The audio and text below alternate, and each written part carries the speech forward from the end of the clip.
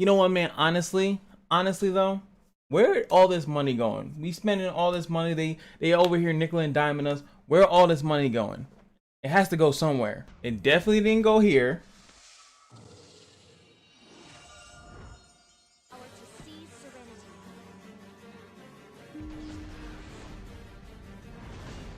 Nope, not sold. Not sold. Nope. Yo, honestly, what about Valentina? I mean, there's no way that her S3 has to look like dramatically different. It has to look dramatically different. Like, I mean, we've been waiting for so long. Okay, water. Okay, some more water. Okay, that's the same cage though. I guess there's water. Come on, G. Nah, chill. Where did our money go? Where did it go? I need to know. You've earned it. The Black Dagger of Grace.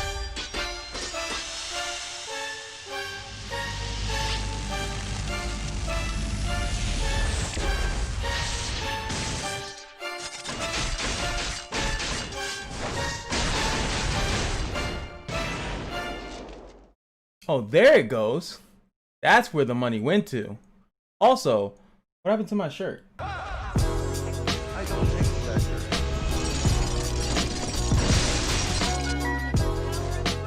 This is your final moment. What's going on, guys? It's your boy Cash, and today's video finally shows where all the money has gone to. That they honestly, yo, her animations are sick. I can't wait to get into them. Super excited that the lighting is here. Do y'all see how fresh the boy look? Hold on, let me pop out. Like, I look clean, dude. Oh my god, I'm so happy my lighting's in here so you guys can see me a lot more better. Woo! Can't wait to get my green screen back up and stuff like that. But oh, by the way, no matter how much money they spent on this character, just remember that this video was 100% MFO. Now we're going to be going into DORKA. I really wanted to go into her, and I really want to kind of do the reviews of the characters, but I've been hearing so much spiciness about the story. I kind of want to do that first. So you guys let me know, what do you prefer? Do you guys want me to go through the story? I know people want me to play through the story. I'm going to play through the story. I'm going to showcase each stage or whatever like that, or the cut scenes and all that stuff. But do you guys want me to do that first, or do you guys want me to review the characters first? Because obviously next up would have been Naomi, and then there would be Kailuk. If you guys want me to look into those characters, you guys let me know. But what we're going to be doing here, of course, is going over the new general. I think that we had to give her respect because obviously the devs did. So let us bask in the glory that is DORKA. Her HP, 35 hundo. Attack is 1085, which is kind of on the low side for a general that has a thing scaling off her attack, which kind of sucks. Defense is 675. Hit 110, so she has very high hit. I think that, I don't know if that's like the highest in the game, but very high hit. Dodge is 104. Crit hit is actually pretty low at 60. Block, I ain't blocking. Attack speed, I'm attacking. She actually, ooh, 116. We might have, I think that's actually Rara's speed, right? One off, one above Rara. Rara, I think, is the fastest character in the game. So well, apparently not anymore. And I think let me look at Jin real quick. Jin, I think, is 115. Don't even. And Baraka is 114, if I'm not mistaken. Yes. So she might be the fastest character in the game, or at least the fastest faded in the game, which is pretty cool. Now let's go and talk about what makes her a really, really cool general. It's funny because she's actually the bodyguard. She's actually not even a thing. She has a 5.0 rating, I think, just because of her looks, her design. I mean, if we just look outside of, you know, we talk about butt cheeks and stuff like that all the time, but she has this really cool bow that's made of like daggers, which is such a cool, this might be the best designed archer, or just one of the best designed characters I've seen in a very long time. They did an overhaul on this character, 100%. So let's go into the how 29. Yo, she ready for me. I'm just saying. She ready for me. Skill preview. Let's look at that auto attack. Ooh. Manifested. I like it. Let me see it one more time. Very short animation. As you guys see, a lot of the older characters have like really long animations. Her animation is pretty short. And as we can see here, her pass is Focus Shot 3. As you guys know, we already kind of spoke about it when she auto attacks and does her main attack, which Some characters don't even bother doing that anymore. Will decrease the dodge and block of the character for 1 round, which is pretty good, especially for a fast character. That means you can auto attack a character really quickly. The dodge, kind of don't care too much about that. Characters don't dodge all too often, but the block though is really good. It doesn't tell you how much it decreases it by, but let's just hope it's by a lot, because I hate dodge and I hate block. So also she'll gain 1 mana if the target dies while it's marked. So if they die within the round, she'll get a mana for it, which is pretty good for her next round. And also gain mana if the health of the target is 70% or more. So she can potentially gain 2 mana from this passive when it dies, and also if she attacks them and they have 70% or more HP, which it should be, because most auto attacks don't carry that much damage with them. She also has the passive of Grace of Mana, which is the newest one. Is grants 1 permanent grants 1 mana permanently to all allies. What this means is that as long as she's on the field, you will always have at least 1 mana, which is pretty cool, especially with the new mana changes, that you know, you always have 1 mana, all your characters will have 1 mana. Then when their turn comes, they're pretty much gonna have 2, and that's gonna be really significant when we're going into, you know, characters being able to do certain moves on certain turns. So you got to keep that in mind. That the whole new mana system, I just did a video on it. I'll link a card to it, so you guys can really look at how crazy it is, and different strategies are going to become more viable, because a lot of other characters are going to become more viable. Like I said, revivers and other support S characters that can use their support more frequently, I think are going to take a big jump up into the meta. Now we also have the Soul Bond here, which is grants allies with less attack than self with the Soul Bond mark, and heals 30% of missing health every turn. This is stupid. And it also reduces magic damage taken by 30%. I think that that's the shot to kind of lower Annie and Bathory, because they're the 2 biggest AoE magic damage dealers at the moment. 30% less damage. It's still, a lot of characters still do a lot of damage currently in the meta, so you have to be careful of thinking like, oh, if I have Soul Bond, I'm gonna survive that Bathory burst. It's like, no, Bathory's burst does like 42,000. You know what? 10,000. 30% of 10,000. Let's say that her hit, it's not a crit, base damage, and it's going to do about 10,000 damage. Minus 3,000 from it, you would still take 7k, and there's not that many characters right now with 7k, and that's if it hits 10,000. If it hits less, obviously, you know, you have a higher chance of surviving. You're going to need some other things in play, like the shared health thing. You're going to need some defense buffs, you're gonna need some attack downs, and all this other stuff to ensure that you can possibly survive with this passive.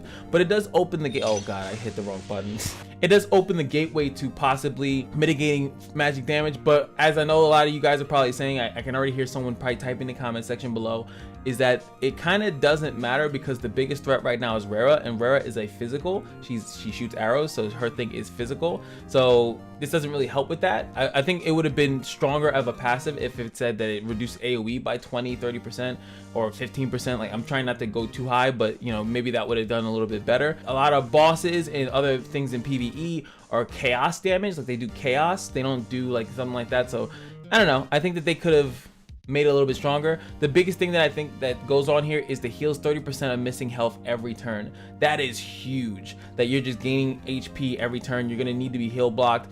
If you can find a way to make a super tanky comp, which is what I would definitely try to do if I had DORKA, would make this stupid defense buff, constantly defense buff with like Obeezy, and just kind of like lock down the fort and see if I can literally sustain a fight, and then have like still have Shafrakin and Valentina last long enough, lock them out of their mana, and then just proceed to win. Just a different win con. That's what I would be looking for. And I think that they're gonna start basing stuff off of her and the ability to sustain in a fight. I think that that's what it's gonna come down to.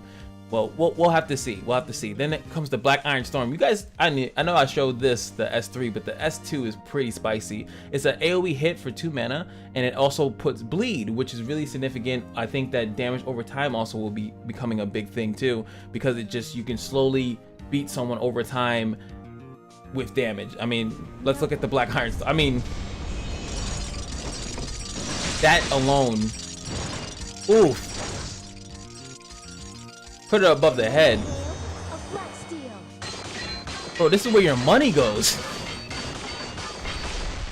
This is where your money goes. Her shit is too clean. Like, it's just too clean. I don't know why. Even Naomi's is not like as good as hers. So she's too defensive with it.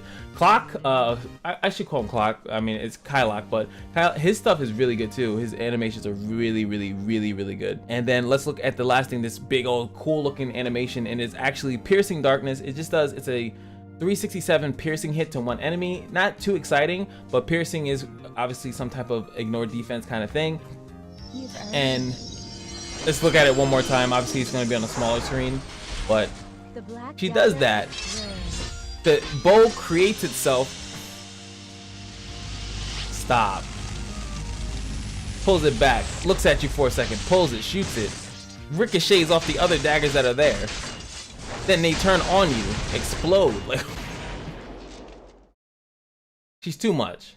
She's too much, honestly. Too much. Now, obviously, when it comes down to team comping, Kylock and Naomi here both have synergies with it. So I definitely would love to see the team comp. As soon as I can assemble it, you guys will see a video if I ever get it. Now, what happens here is that she becomes immune to damage from shared health if affected with Soul Bond. Now, this does not mean that she's I think I may have messed this up. I know I've seen some other people do it too. Is that when she does shared health, the damage from shared health she will negate. She's not immune to damage in general, but the shared health damage, she becomes immune to that damage, that additional damage. So technically she's a way better tank, and she's gonna help out mitigate damage, which is gonna go back to obviously DORKA, because then if the other character that she's trying to protect, that Naomi is trying to protect, will start to heal 30% every turn. Like, guys, it's every turn, not every round, it's every turn.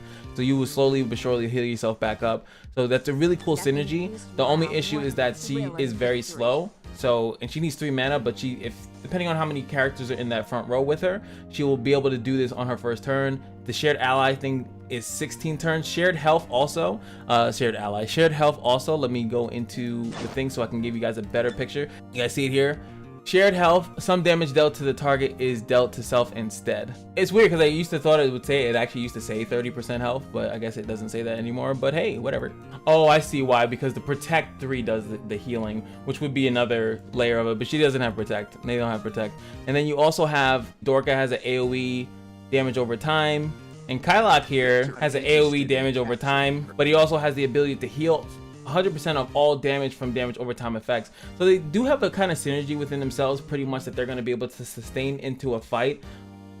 And then if you were to use these 3, like if we're using the Soul Bond team, right, using DORKA as the forefront, you would bring in these guys, and then you would probably bring in a lot of other damage over time kind of effects. You can also use, like if you want to have like Frankie, Valentina, they also have damage over time, especially FC Frankie. You can actually run that team. You just don't have Iris, so you can't like take out anyone that's doing any First Guardian stuff, but they'll be able to kind of sustain through the fight. You can also run someone, like I said, that has a defense buff. I actually forgot her name. I was gonna call her I call her Obeezy, but I was like, what's her actual name? Wait, Obelia, there we go. You can run someone like that. You can, to mitigate as much damage as possible. You can also run Healer, because they don't actually have healing. They have healing through her passive, through the Soulbound passive, but if you want additional healing, then maybe that healing is not enough. I'd have to actually see how crazy the healing is, because everyone should be healing per turn. You're obviously going to be susceptible to anti-heal from Ram G. You're going to need to be able to take him out. Kylock himself actually has a lot of damage. His kit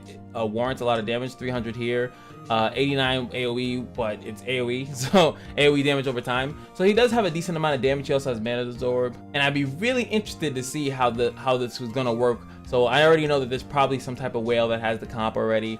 Unfortunately, I don't, but I do have to mention this, that you can get this and get DORKA. I'm actually really tempted to do it, because I really want to like just get the character and then experiment with it, but then I still need Clock. I have Naomi, but I would need Clock. As far as like the faded gear set, she's fast and she's a single target champion, hero, whatever you want to call it. She needs machine. She needs at least one thing of machine to not be screwed over by block or provoked or stunned or anything like that. She needs to be able to hit the targets that she needs to hit. She does have an AoE skill, but you definitely want to be able to snipe out a target when you need to, especially because she has technically 2 single target abilities, which is her auto attack and her S3. So you always have to keep that in mind. So I just wanted to bring this to you guys' attention. If you happen to be in here, you can have the Brune Recruit here, and you could spend Solar Seals. I mean, I know the Solar Seals are for other things in the game, but look at, I mean, don't get too hype about this, right? But it is a smaller pool of heroes. I mean, the percentages are probably distributed differently, but you can try to summon her through here. Hero recruit, I'm just using this as an example. They're all of the characters, there she is right here. So they're all in there. So if you guys are looking to try to get her, there's many different ways that you can get her. I know sometimes they'll put it in separate banners and things like that, and you can't get it from that banner, but you can get it from this banner, like some really weird stuff. So the mileage is reset monthly, so keep that in mind. So it's 2 days before that mileage is going to be reset. So I would actually wait, guys. Don't try it now unless you're gonna wail outrageous. Mileage will be accumulated according to the recruit ticket used. 1 point for 1 recruit, 10 points for 11 recruits, which seems, why do they do that? I mean, I guess it's gonna reset. So you would need to do 15 summons is what this thing is saying, right? If you wanted to do this, because obviously I can change this to Brun if I wanted to, and then, you know, she would be the leader of that. She's the leader of the bunch. You know them well. They're also in these banners as well, so just keep that in mind. They're in the banners on all the other regular banners. You can definitely get her. Hey, look, I'm about to get her a free recruit. No. I'd be mad at myself if that happened, but you know, it's always squeaky. Some of these squeaky guys. And that is about it. What do you guys think about DORKA? I do like what they're trying to do. They're trying to bring in a more slower pace meta, and I think that this character is going to pretty much pivot into the next level of changes. I think that they're going to make. It's a really hard call. It's a really hard call for me to make, but I think that they're going to make it that slow play is going to come into the game. Right now everything is a little bit fast paced. Rara can do so much. I think that the next fake core, or maybe the next gold fake core or something like that, the next big unit in the game is going to specifically probably counter Rara. I like this character. I think that she has a nice little place. I think she's gonna have a nice home, and she's gonna maybe possibly revive the meta of damage over time. And the other character I kind of didn't mention that would be really good if you wanted to make her and her team go first would actually be Janai. But as you guys already know, she just has low base attack. She just has low base attack to affect the enemy team. What's cool about DORKA is that she affects your team, so it's very easy for you to navigate who's gonna be under the soul bond effect. But anywho, that boy looking clean. Oh, I'm so happy about these lights, man. I'm so happy about these lights. But what I'm also happy about is if you guys would like, comment, and subscribe. Leave your YFOs in the comment section below. And just remember that every day in the cash, you know, it's your lucky day. And I'll see you guys in the next video. Peace.